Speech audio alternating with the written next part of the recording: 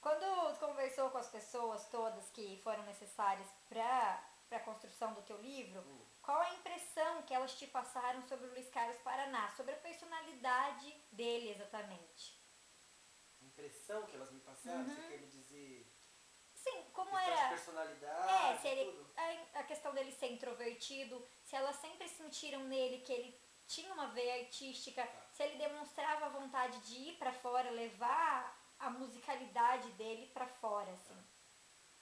As pessoas são sempre unânimes. Luiz era uma pessoa doce, uma pessoa boa, uma pessoa de credibilidade, que se quisesse te enganava, porque você acreditava no que ele dizia, porque ele passava credibilidade com um olhar, com um sorriso. Uma pessoa sensível, um preservador da natureza, uma pessoa que não matava um mosquito, ao contrário de mim, que assassinei um agora há pouco. Ele não fazia isso que eu fiz agora. Eu fiquei inclusive com remorso de ter pedido desculpas. Porque ele jamais faria um negócio desse. Você entendeu? Era uma pessoa, claro, ligada às artes. E isso, para um rapaz de 9 ou 10 anos, por exemplo, criado como ele criou, no lugar onde ele criou e tendo convívio com as pessoas com quem ele teve, é, digamos que se não era estranho ou mal visto, pelo menos atípico. Você entendeu? Era uma coisa assim especial.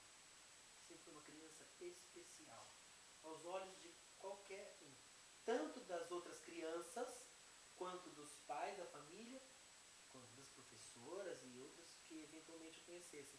Quer dizer, muitas vezes eu tive a curiosidade de saber isso, eu perguntei para primos e pessoas que conviveram na infância com ele, como foi que se reagiu a uma personalidade tão diversa do que era a maioria das crianças. E do que é a maioria das crianças ainda hoje.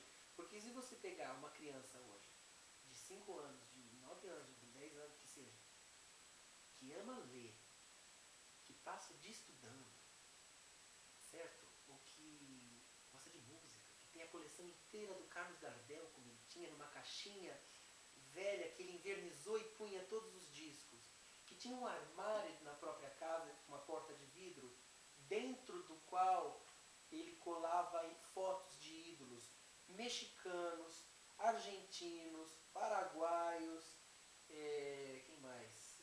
Italianos. Quer dizer, o Luiz é de uma geração onde a música popular brasileira é muito influenciada por esses ritmos, pela rumba, pelo tango, pelos mariachis, a sonoridade do mariachi mexicano é muito presente. Tem uma época em que a música caipira no Brasil entra numa fase de muita influência de guaranias paraguaias. É só você pegar a cascatinha indiana, o que você ouve de versões traduzidas, Noches del Paraguai, que virou Noites do Paraguai, na noite alta, enluarada, serenata, passando vai. Isso é Paraguai. E o Luiz bebeu dessa fonte, para compor inclusive as músicas dele. Então ele tem tangos, ele tem guaranias, e tem guaranias tocadas com uma sonoridade mariachi, com aquelas, como é que chama aquele instrumento, Trompete? aquele trompete, aquele som metálico, né, de sopro, que é típico do som da estética mexicana. Quer dizer, ele é muito influenciado. O Pedro Bento e Zé da Estrada, que é uma dupla caipira, que por uma fase tiveram muita influência e cantavam inclusive com sombreiros e roupas típicas mexicanas. Era um brasileiro cantando que nem mariachi. E gravaram música do Luiz assim. Gravaram uma música dele chamada Saudade e Esperança, se não está me falando a memória. Quer dizer, uma criança que colecionava Gardel, eu estou esquecendo, tinha muitas outras coisas que ele ouvia.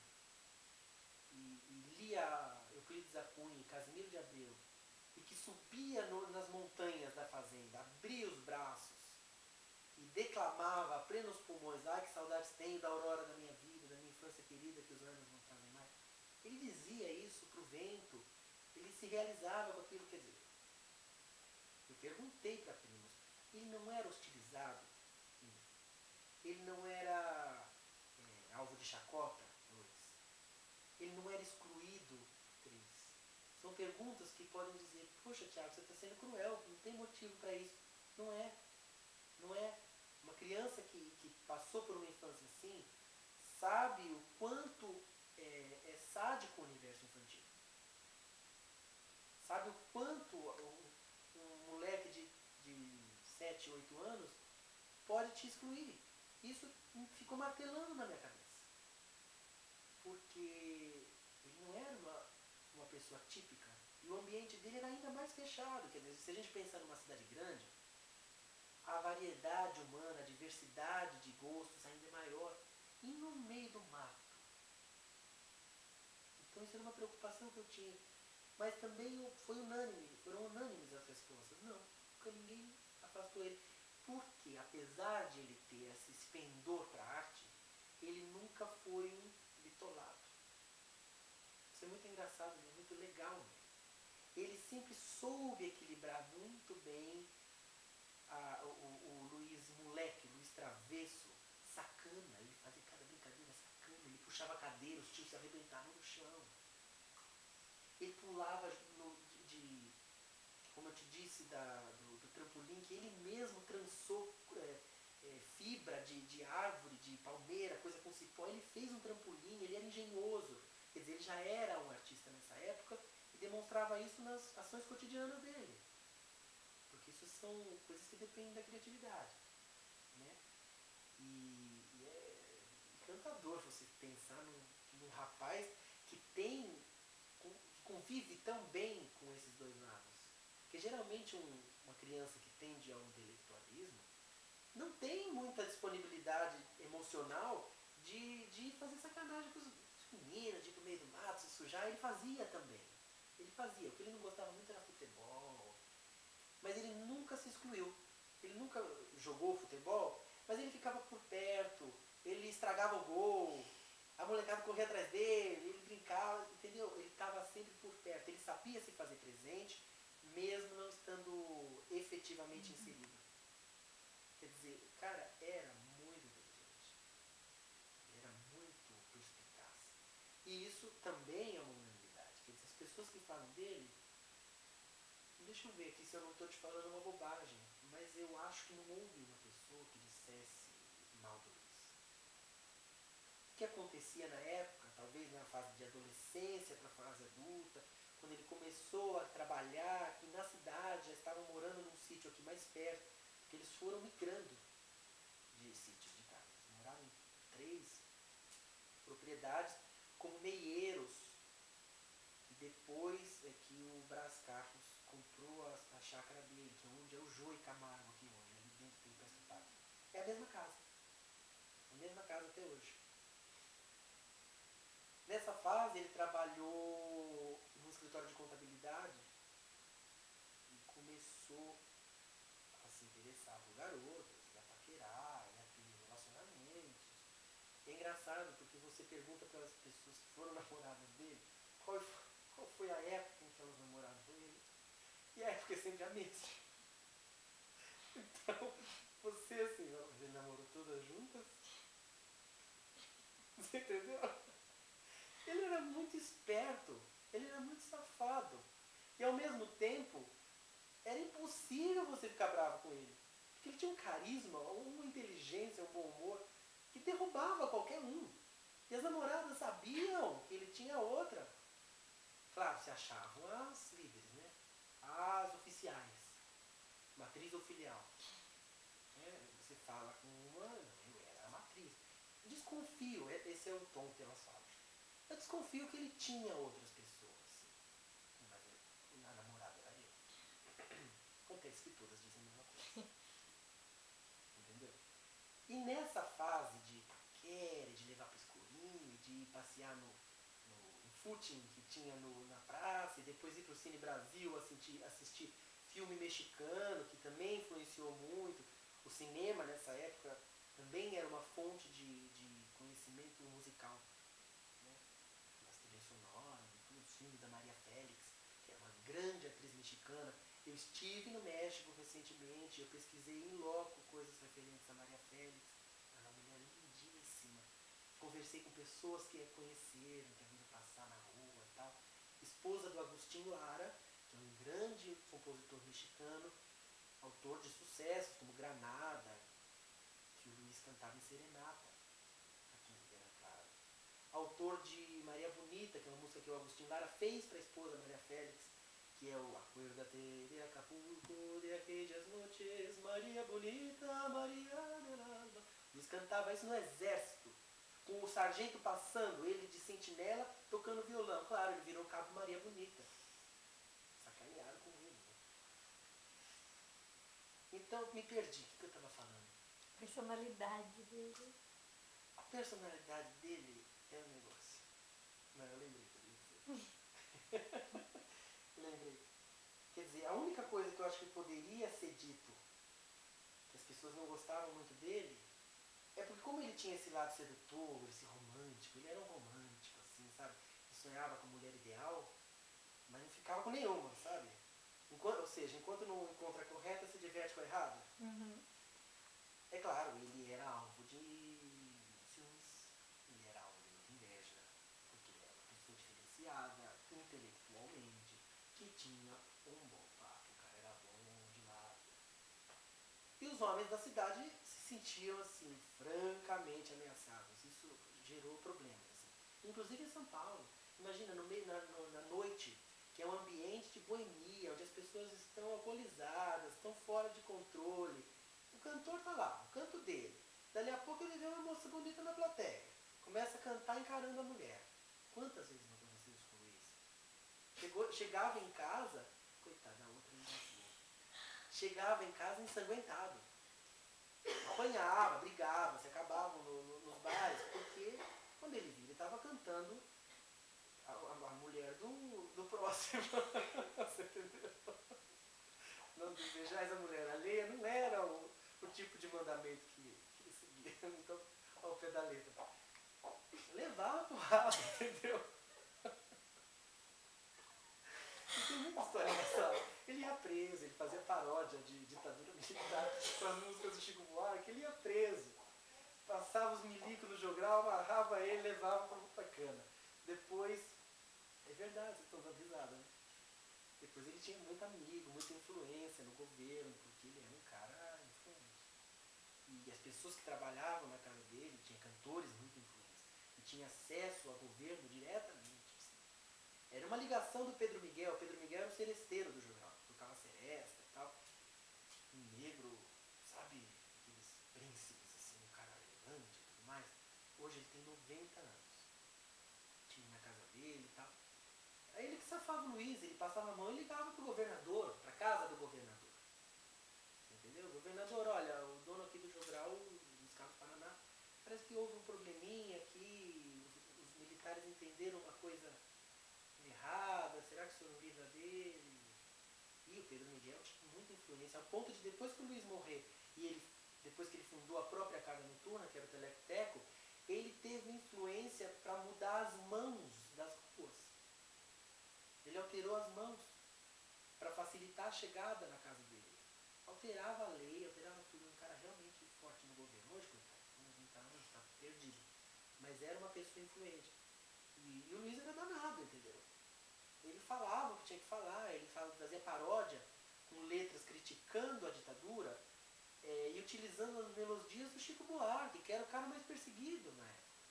Ou seja, passava um militar, que de vez em quando eles iam, né, faziam as rondas nos bares da cidade, acontecia isso com frequência, era praxe.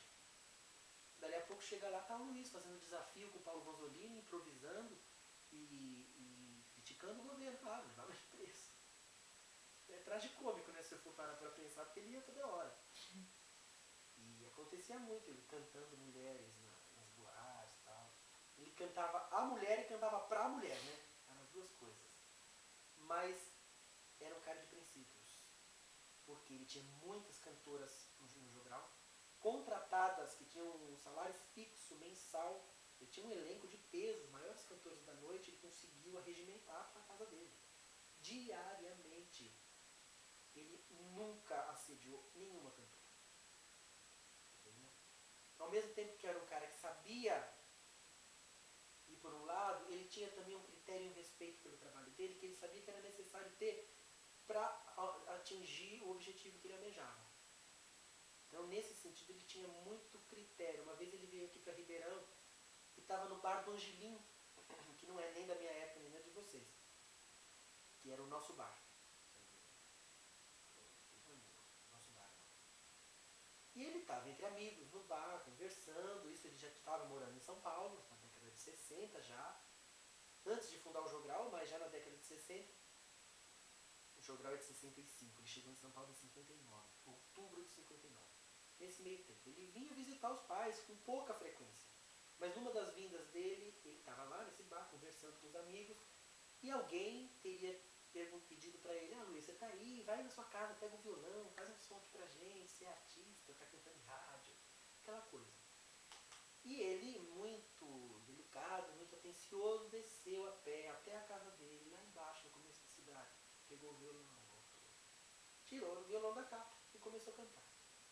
Dali a pouco, começou a ouvir vozes. O povo começou a falar. Começaram rodinha de conversa de um lado, outro batendo talher do outro. Aí o volume começou a subir. Dali a pouco ele não estava cantando para ninguém, entendeu? Estava fazendo música para ele mesmo. Não tinha ninguém mais ouvindo. Quer dizer, um desrespeito, uma falta de consideração. Que se é um cara que está no oba-oba, continua. Mas ele sabia muito bem a hora certa de contar piada. Ele era um ótimo contador de piada. Ótimo contador. E sabia a hora certa de respeitar a própria arte. Ele fechou o violão e falou, é assim? Vocês pediram para eu cantar violão? Para eu tocar violão e cantar e ficam aí conversando? Não canto mais. Botou o violão na casa e foi embora. Não, Luiz, por favor, que não sei o que lá, papapá. Não canto mais. Ele não voltou atrás. Entendeu? Ele sabia ter respeito pelo trabalho dele e tinha, sobretudo, confiança no talento dele. É uma coisa assim, adquirida na raça, né? Porque o pai era violeiro e não o proibiu de entrar para a música, de começar a aprender e cantar e tudo mais. Mas também não deu um incentivo muito grande, como esses folhetos que se encontram por aí dizem. Por quê? Porque ele tinha uma filha, a Inês, que morreu antes de completar 2 anos. E consta, quem me disse que isso foi o Chico, o irmão mais velho, consta que o pai tinha o hábito de sentar a menina no colo e tocar violão com ela sentada na perna. E depois que ela morreu, ele entrou em depressão profunda e parou de tocar. Isso é uma suposição. Não existe certeza de que a interrupção por parte do pai tenha sido diretamente por causa da morte da filha, mas tudo leva a crer. Porque era um hábito cotidiano dele. Ele chegava da roça, os filhos pequenos, o Luiz, o Chico, todos muito pequenos ainda, chegava da roça, tomava banho, jantava, punha a Inês na perna e tocava para ela. E era um bom cantador. Fazia dupla com o irmão, eram segundas vozes, terçadas, era um cara que tinha um ouvido bom. Mas o Luiz tinha para quem puxar. Né? E o Chico também canta, o irmão mais velho. E a Amélia, que é a caçula, né, é a única irmã, também cantava. Cantava em casamento com a Dita, que é prima, que também viveram numa determinada época juntos, ali em casas muito próximas, e que também cantava. Quer dizer, é uma coisa meio que de família. Consta que parece que a avó dele tinha um irmão na Itália, que era cantor popular na Itália. Quer dizer, são coisas que se perderam, que está difícil de reconstituir, e que muito provavelmente eu não vou ter condições de ir até a Itália. Eu fui até o México porque eu tenho parentes lá e tudo mais, mas é complicado. Agora, isso quem me disse foi o Zé Carlos, o segundo irmão, né? Terceiro. Primeiro o Chico, depois o Luiz, depois o Zé, depois a Inês, que morreu antes de completar 2 anos, depois o Lázaro e depois a Amélia. Com quase certeza. Eu tenho a desconfiança de que os últimos 2 podem estar trocados, mas eu acho que não. E que de repente a Amélia pode ter vindo antes, mas eu acho que o Lázaro é antes. E a Amélia caçou. A Amélia mora em Sorocaba, o Lázaro no ABC, em São Paulo, o Chico em Santo Antônio e o Zé em Olinda.